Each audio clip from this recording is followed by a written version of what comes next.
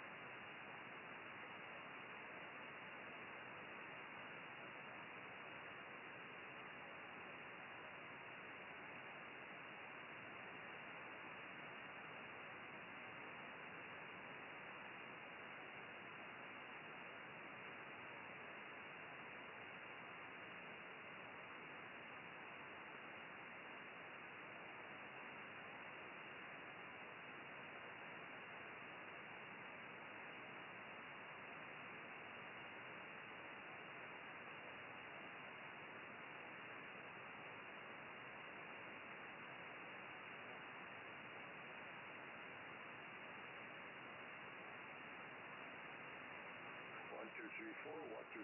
This is DJ 4 Fox Oscar. Delta Juliet 4 Fox Oscar. Calling CQ from DJ 4FO. Delta Juliet 4 Fox Oscar calling CQ from DJ 4 Fox Oscar. Calling CQ. Hello CQ. CQ. From DJ 4FO, Delta Juliet 4, Fox Oscar calling CQ and standing by for a call.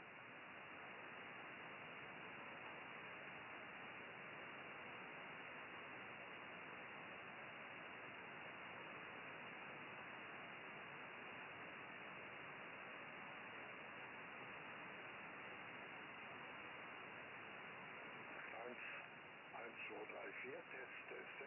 Hier ist Delta Juliet 4 Fox Oscar. DJ 4FO, Delta Juliet 4 Fox Oscar calling CQ from DJ 4 Fox Oscar. Delta Juliet 4 Fox Oscar calling CQ and standing by for a call.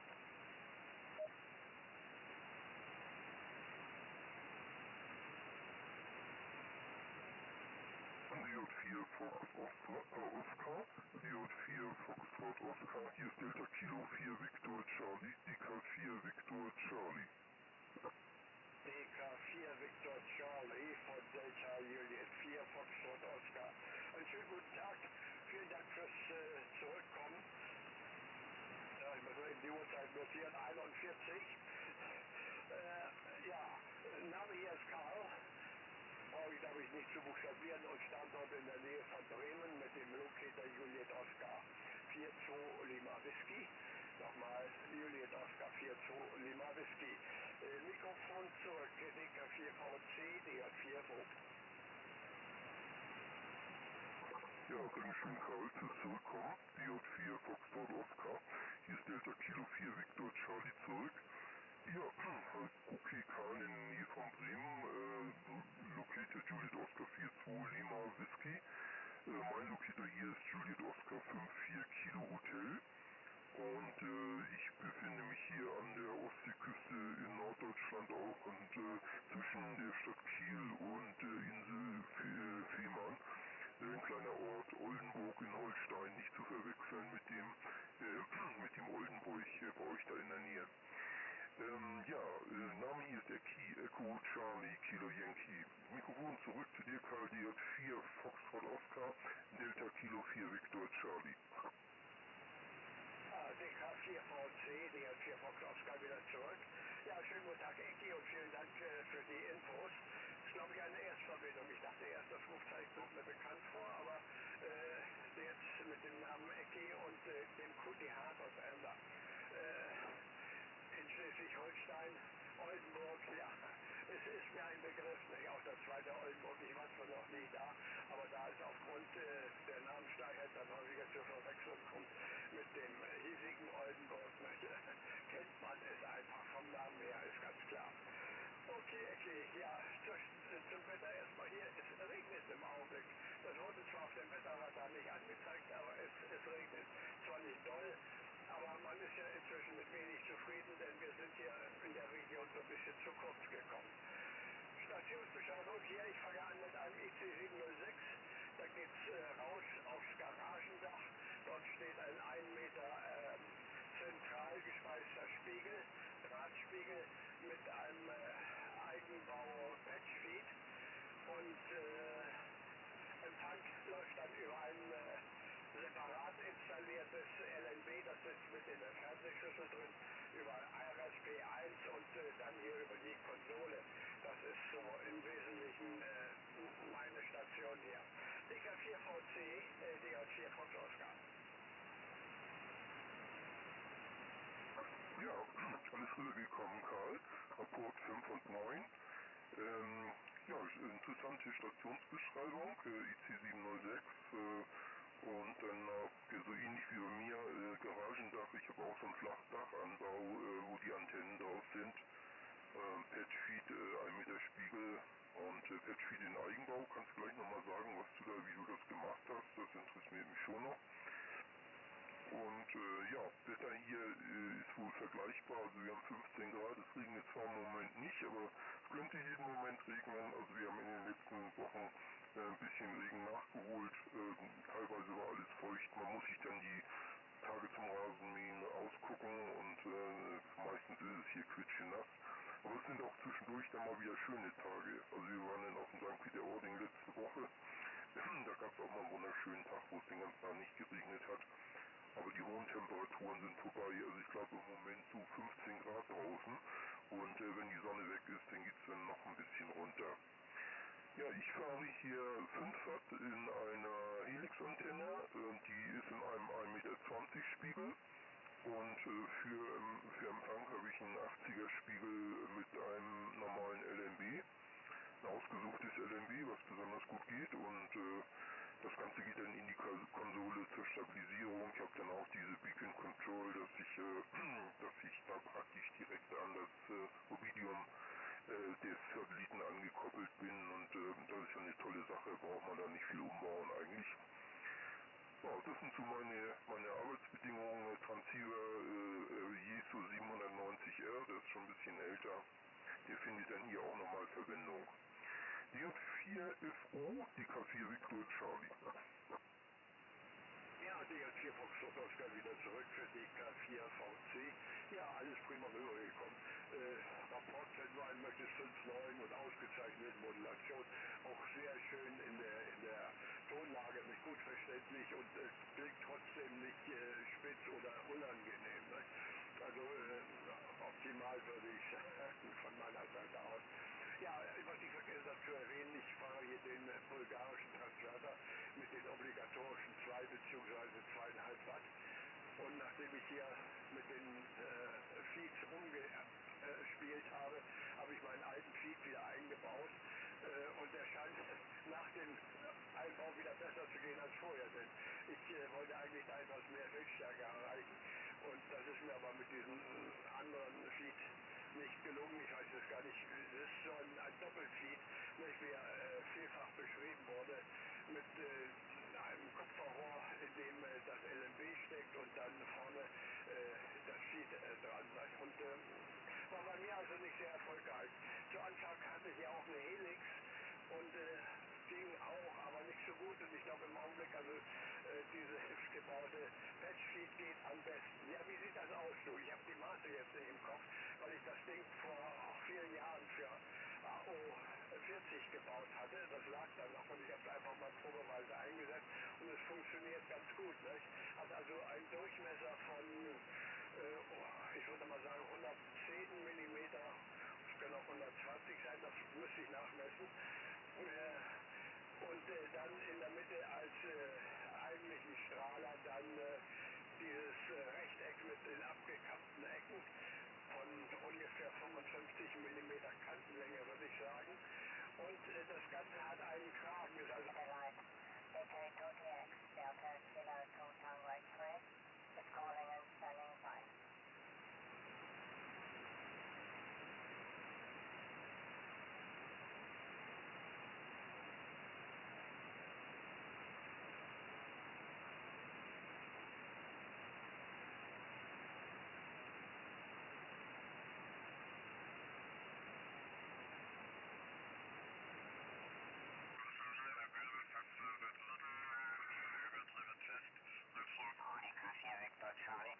Ja, das, du hast das sicherlich selbst gebaut und weiß nicht, ob du eine Bauanleitung hattest oder ob du das selbst berechnen konntest.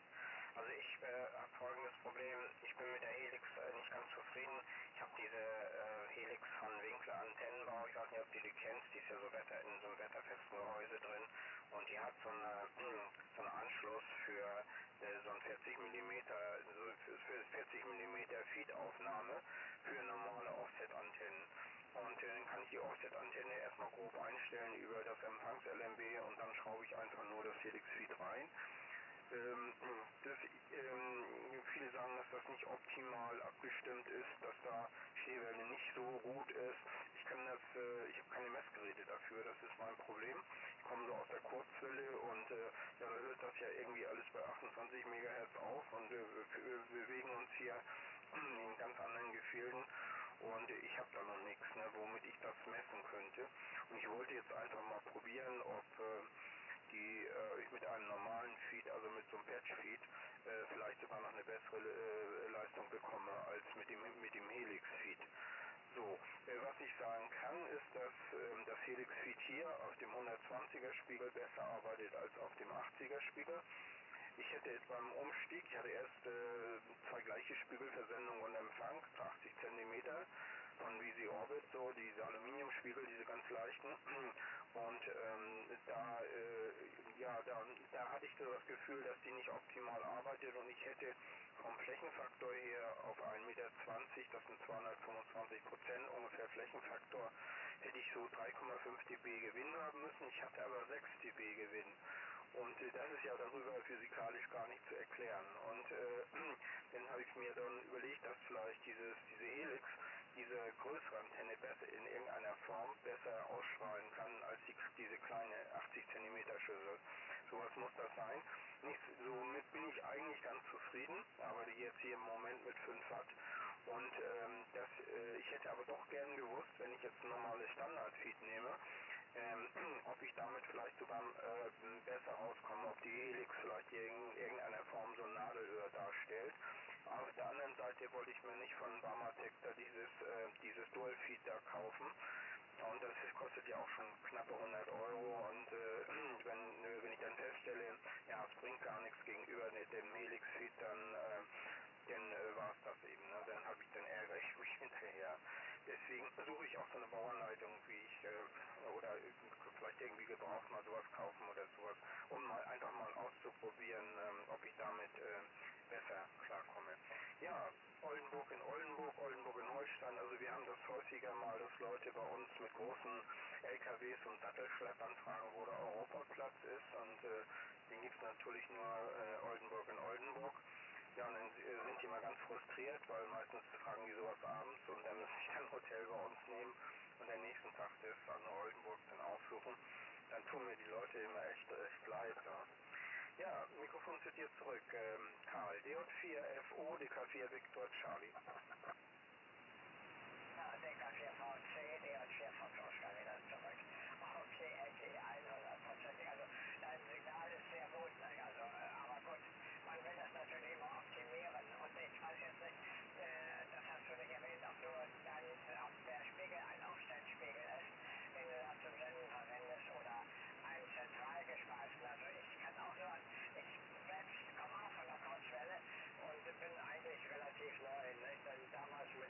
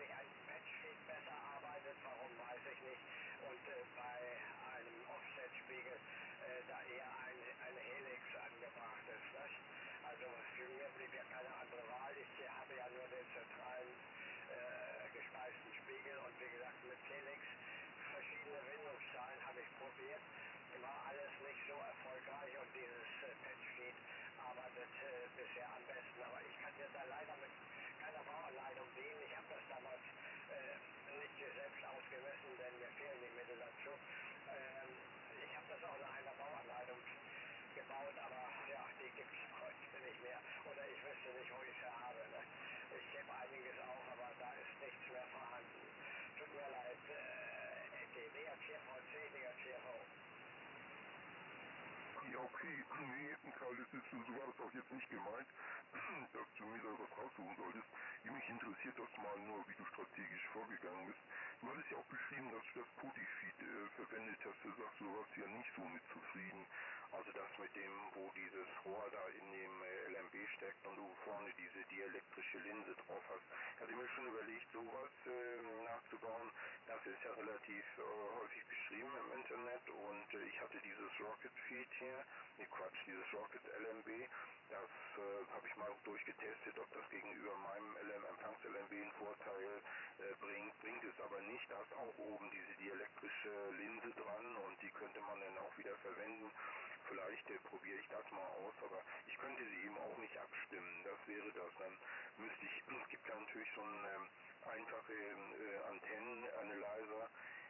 Die kosten dann auch nur so um die 100 Euro, die kann man sich aus China schicken lassen, aber das ist dann auch schwierig, dann direkt vom Spiegel zu messen. Dann müsste man die Antenne über das Patch wieder ausbauen und kann das so frei schweben messen, dann weiß man wieder nicht, wie sich das verhält, wenn es oben an der Schüssel ist. Nee, ich habe hier noch einen Offset-Spiegel. Ich hatte von vorherigen Satellitenversuchen hier nichts stehen. Ich habe dann mit kriegt der einen Spiegel ganz gut, der war neu, den habe ich praktisch in der Nachbarschaft gekauft von VZ Orbit. Der hat 85 cm Durchmesser, federleicht, ist ein Aluminiumspiegel und sehr stabil ausgeführt, auch die Halterung sehr schön, alles prima. Und da habe ich mir noch mal einen zweiten nachgekauft, also da habe ich dann volles Geld für bezahlt, da hatte ich zwei gleiche. Und und dann wollte ich einfach mal sehen, so was bringt das jetzt nach oben. In der Tabelle habe ich gesehen, es bringt nicht viel. Also jetzt, bei dem Flächenfaktor dürften 3,5 dB rauskommen. Das ist nicht alle Welt, aber immerhin ist mitzunehmen, aber ich wollte es probieren. Und dann wollte ich eigentlich diesen Ghibertini, ich weiß nicht, ob du den kennst, diesen Ghibertini-Spiegel bestellen. Der kostet so 150 Euro, aber das Problem ist, die Fracht dafür kostet 50 bis 99 Euro, sodass du dann deutlich mehr als 200 Euro bezahlen musst. Und da habe ich mir da den Octagon-Spiegel geholt. Also der ist qualitativ nicht so gut. Der ist auch nicht aus Aluminium, der ist aus Stahlblech. Und die Halterungen, die sind so, man kann sagen, naja, das ist so, zum Ausprobieren reicht es aus. Und den habe ich dann für knappe 100 Euro hier bekommen. Gebraucht hätte ich für so einen 120er Spiegel dann auch schon 50 Euro bezahlt. Und dann hätte ich bestimmt nochmal 20 Euro oder 30 Euro Benzingeld ausgeben müssen. Also hier kam aufs Gleiche.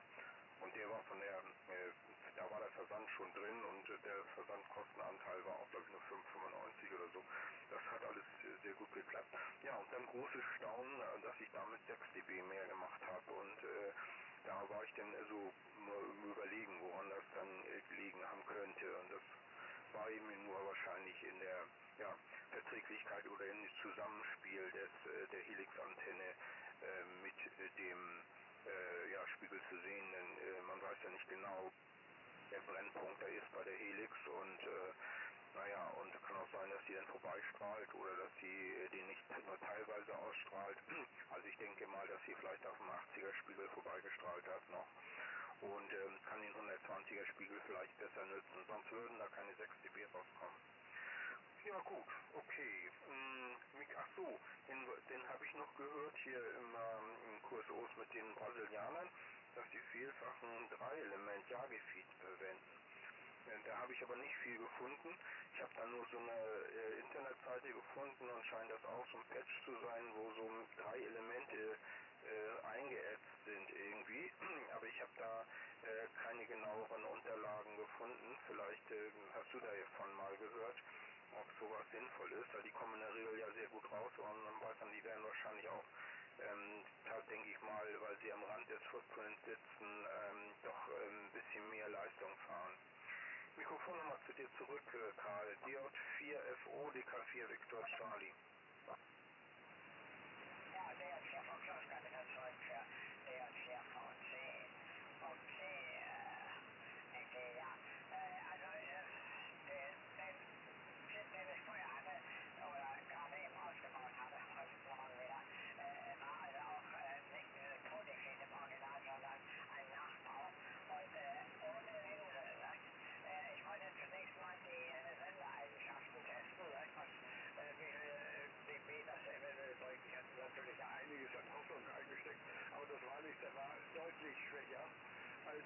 mein jetziger Feed und deswegen bin ich da wieder zurückgekehrt. Ne? Den Empfangszweig habe ich zwar auch ausprobiert, aber da vorne keine Linse dran war, sondern nur ein offenes Rohr.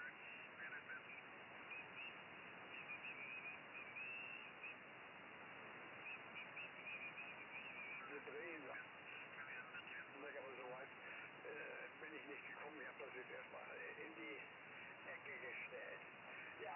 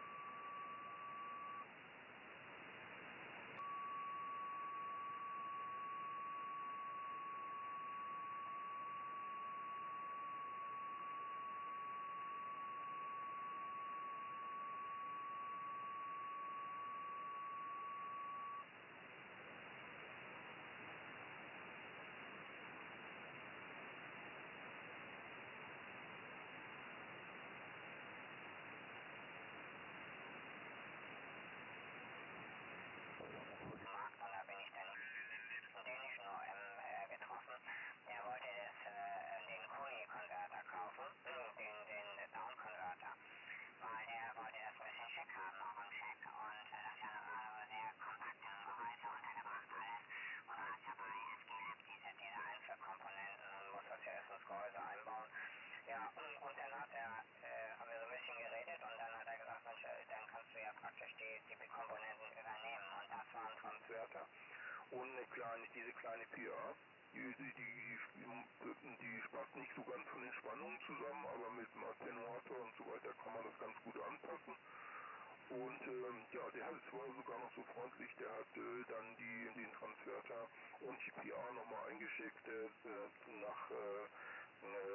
zu Limassol 5 Hotel Papa zum Christian und der hat das nochmal durchgemessen, ob alles in Ordnung ist und der hat es dann wieder zu mir zurückgeschickt und das alles zum fairen Preis und da war ich ganz glücklich. In der ersten Zeit war ich dann nur mit dem Transverter QFV, da hatte ich auch noch nicht die PTT-Leitung angeschlossen, alles nur mit HF-Vox und so. Und da kam dann ungefähr 2 Watt raus, so, ne? Oben an der Antenne wahrscheinlich dann nur 1 Watt, eine 10 Meter Koaxkabel, Ecoflex habe ich dann noch dazwischen, Ecoflex 10. Und das ging schon ganz gut, also da hatte ich schon so einen Signalrauschabstand von 15 dB, manchmal so 12 bis 15 dB. Und dann, wie gesagt, dann habe ich die Antenne angeschlossen, die PA angeschlossen. Ich habe dann noch parallel, hatte ich mir gebraucht, noch so ein Regelnetzteil, so ein Labornetzteil bestellt, wo ich von 0 bis 30 Volt die Spannung einstellen kann mit 3 Ampere. Und die Endstufe, die kann man mit 12 Volt ansteuern und dann macht die eben das, was sie jetzt im Moment macht. Im Moment steuere ich sie mit 5 Volt an. Ich kann aber auch noch bis 28 Volt hochgehen, dann bringt die bis zu 25 Watt Leistung. Also dass dann bei mir oben rechnerisch die Hälfte oben an der Antenne ankommt und das wäre ja schon super viel dann. Ne?